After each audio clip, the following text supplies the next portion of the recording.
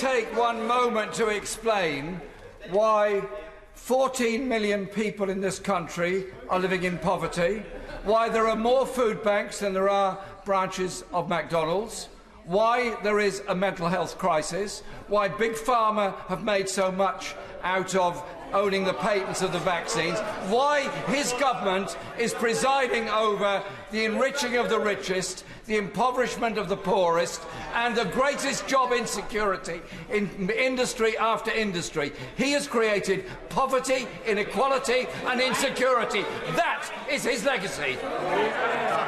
I'm thrilled to be debating again with the right honourable gentleman. And since our last encounters, I can tell him I am proud that we've actually got unemployment down to at or no record lows. I know that he'd rather have people on benefits, but I don't think that's the way forward, Mr. Speaker. And he talks about 14 million people. Let me tell him. 40 million people voted, 14 million people voted for this Conservative government, and this Conservative government is undefeated at the polls, and never let that be forgotten. Of course, at the same time, just a moment, we've been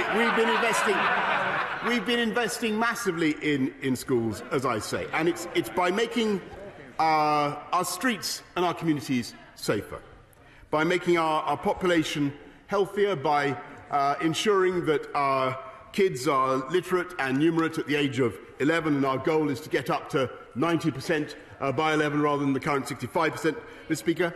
We've been driven throughout this last 3 years by a very simple vision.